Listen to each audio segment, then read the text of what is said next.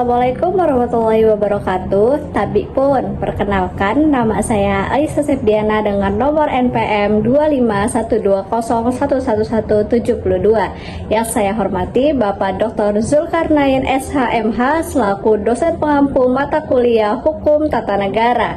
Di kesempatan kali ini saya akan menjelaskan mengenai sumber hukum, terutama sumber hukum yang termuat di dalam Hukum Tata Negara.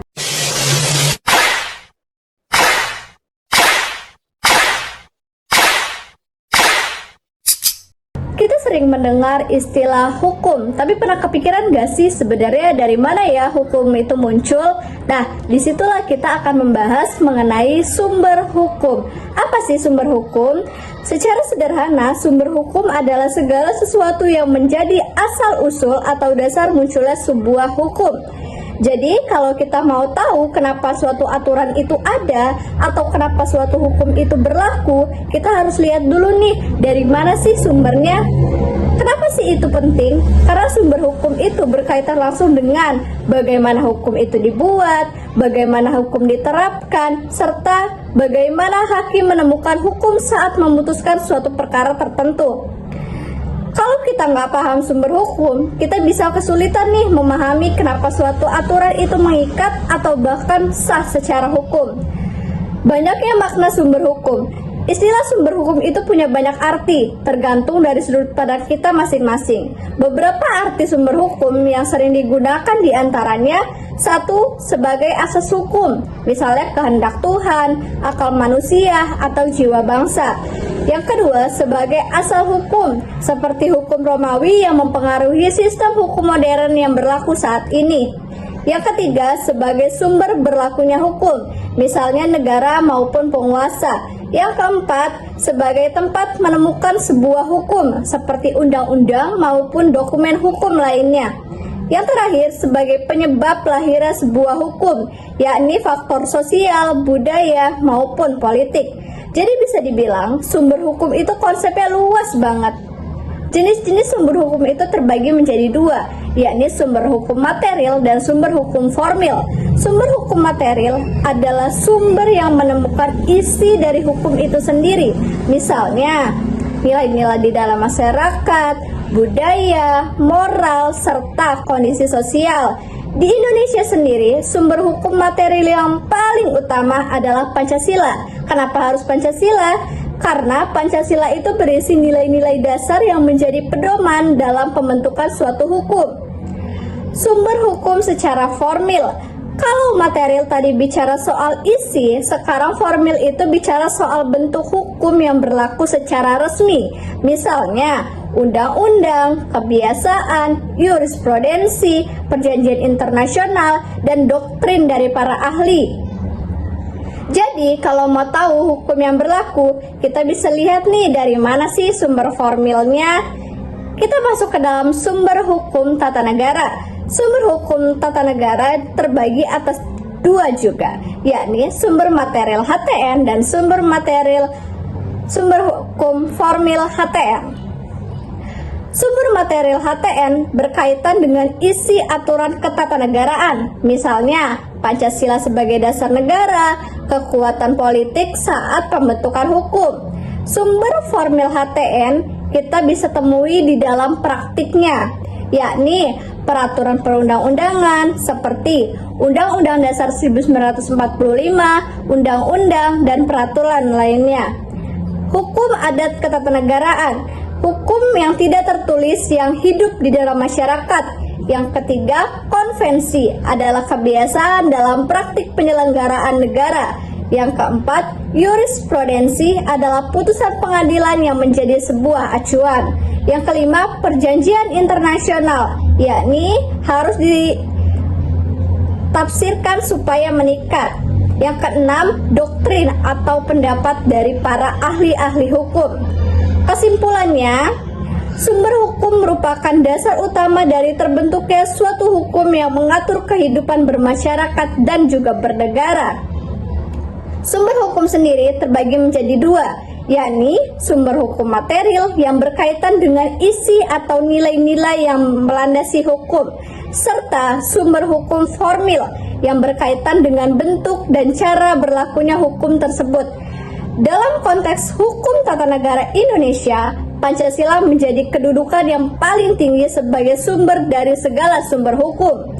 Sehingga setiap peraturan yang dibuat harus berlandasan dengan nilai-nilai di dalam Pancasila dan tidak boleh bertentangan dengan nilai-nilai yang ada di dalam Pancasila.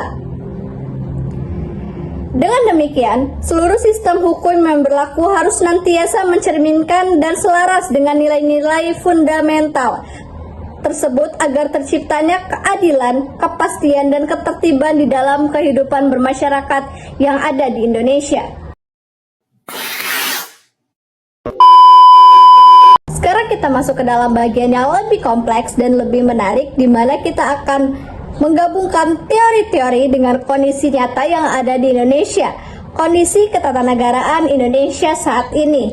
Kalau kita lihat sekarang, sistem ketatanegaraan Indonesia sudah cukup lengkap, di mana sudah terdiri dari lembaga legislatif, eksekutif, dan yudikatif.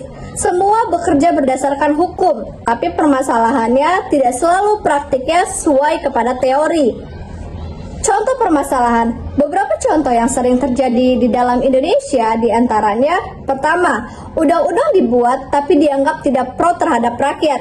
Kedua, ada konflik antar lembaga negara. Ketiga, putusan pengadilan yang cukup konvensional. Yang keempat, kebijakan pemerintah yang sering diperdebatkan. Ini menunjukkan bahwa hukum yang ada belum tentu mencerminkan keadilan. Analisis dengan konsep sumber hukum. Nah, disinilah konsep sumber hukum menjadi sangat penting. Misalnya, kalau undang-undang tidak sesuai dengan Pancasila, berarti permasalahannya ada dalam segi materialnya. Kalau pembuatannya tidak sesuai dengan prosedur, berarti permasalahannya ada dalam segi formilnya. Artinya, hukum harus benar sesuai isi dan juga prosesnya. Penilaian kritis. Kalau kita lihat secara jujur, kadang hukum dipengaruhi kepentingan politik, tidak sesuai kebijakan nilai dasar negara, jurisprudensi yang belum konsisten.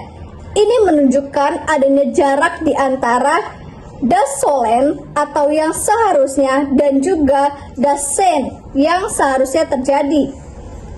Referensi akademik. Dari sinilah bisa referensikan bahwa tantangan utama yang ada di Indonesia yang pertama, sulitnya menjaga agar hukum tetap sesuai dengan nilai-nilai Pancasila. Yang kedua, sulitnya memperkuat supremasi hukum. Yang ketiga, sulitnya meningkatkan kesadaran yang ada di dalam lingkungan masyarakat.